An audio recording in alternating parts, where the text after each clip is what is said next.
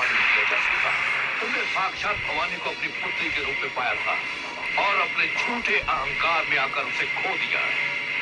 जब तक काल तुम्हारे साथ था तुम सुरक्षित थे, अब तो काल तुम्हारी रक्षा नहीं कर सकता, क्योंकि तेरे वध का आदेश स्वयं महाकाल ने मुझे दिया है।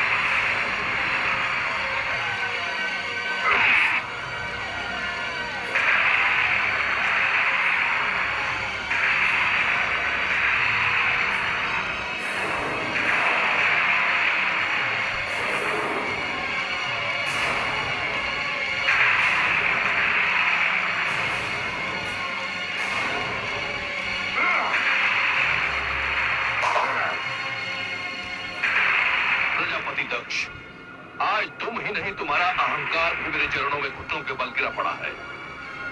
नियमानुसार तुम्हारा वध करना उचित नहीं है, परंतु तुम इतने नीच हो कि तुम्हारा वध करना पाप नहीं पुण्य है।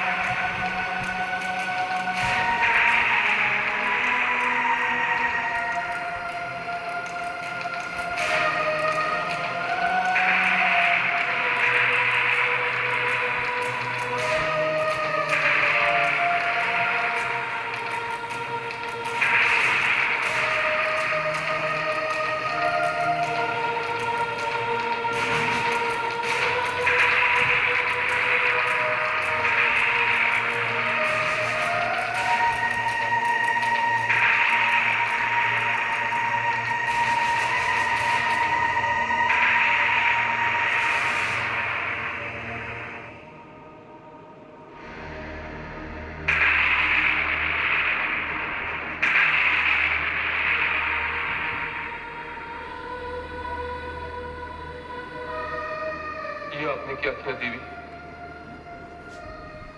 आपने तो वचन दिया था कि आप स्वयं लौट आएंगे या मुझे बुला लेंगे।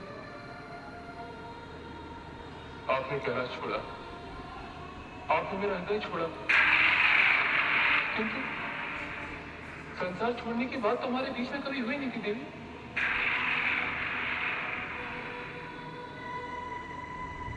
आपने अपने पति के सम्मान को अपने प्राणों से भी अधिक मूल्यवान बना दिया और यज्ञ कुंड में कूद कर अपने प्राणों की आहुति दी थी। आपको जो मेरे लिए करना था वो तो आपने कर दिया देवी, किंतु मैं क्या करूं? अब मेरे वश में रह ही क्या गया देवी?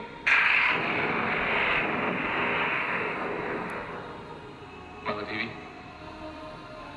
अब इसके पश्चात जब तक ये शिव रहेगा आप इसी प्रकार उसकी बाहों में रहेंगी। आपके त्याग, आपकी श्रद्धा को यही मेरी श्रद्धांजलि है।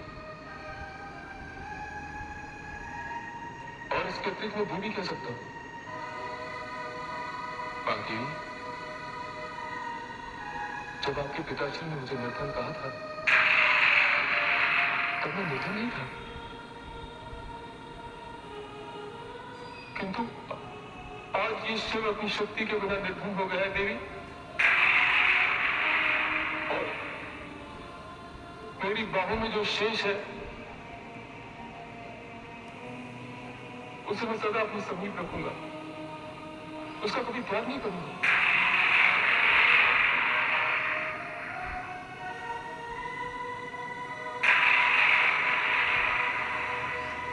चलिए देवी, मैं इस वातावरण से आपको दूर ले जाता हूं। चलिए मेरे साथ।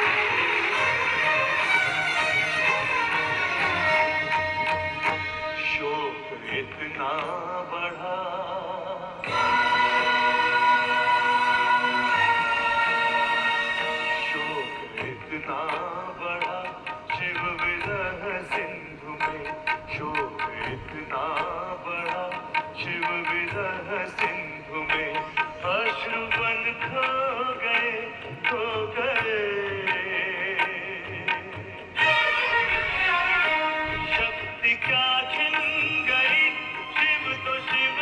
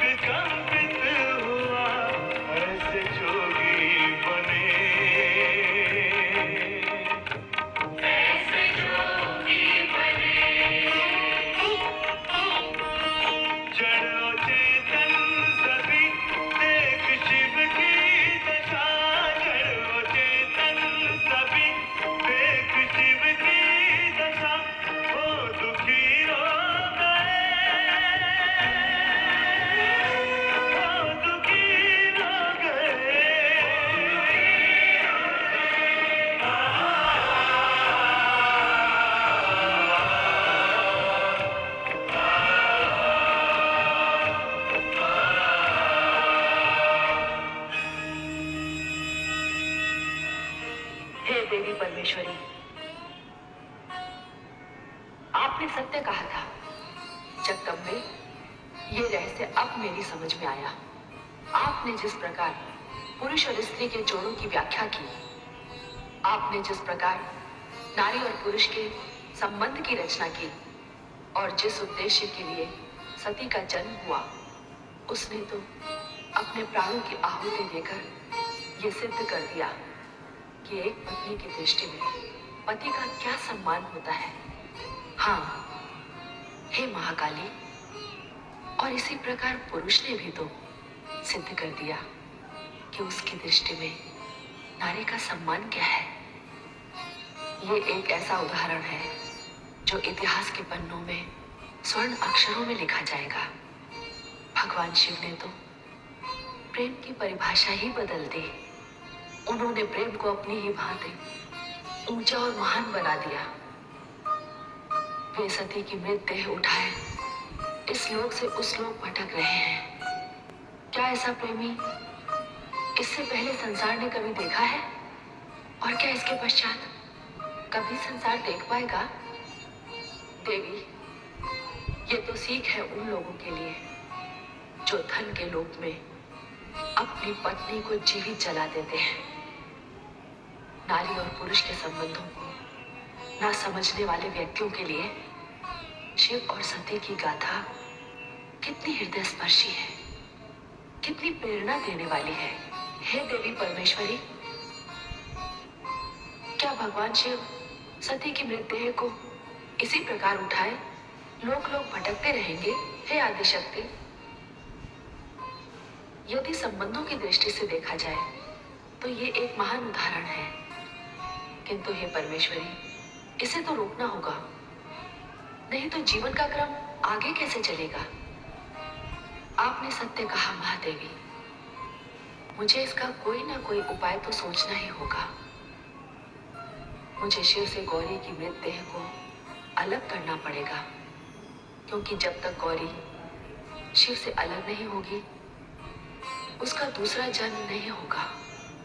और यह भी सत्य है कि शिव से शक्ति को अधिक समय तक दूर नहीं रखा जा सकता।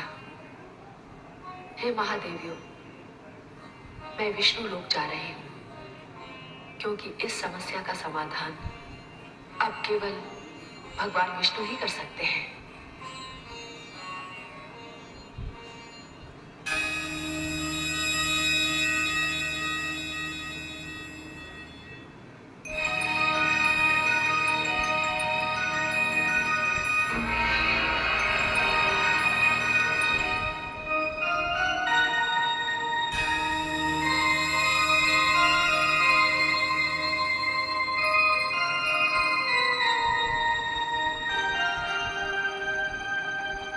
आइए परमेश्वरी, विष्णु लोक में आपका स्वागत है। मैं विष्णु प्रिया आपका स्वागत करती हूँ। आज्ञा दीजिए, आपने कैसे कष्ट किया? हे देवी, मैं तुम्हारे द्वारा भगवान श्री विष्णु के मन में यह विचार देने आई हूँ कि उन्हें थोड़ी देर के लिए अपनी योग निद्रा तोड़नी होगी और देवाधिदेव महादेव भगवान शिव की ओर देखना होगा। हे आदिशक्ति परमेश्वरी, सती का इस प्रकार अंत एवं देवाधिदेव महादेव की स्थिति देखकर मुझे भी रोमांच हो रहा है। हे देवी, मैं भी यही कहने आई हूँ कि आप पद्मनाभ को जगाइए और उनसे कहिए कि वे भगवान शिव से गौरी की मृतदेह को अलग करने का उपाय करें। जैसी आपकी आज्ञा आदिशक्ति परमेश्वरी।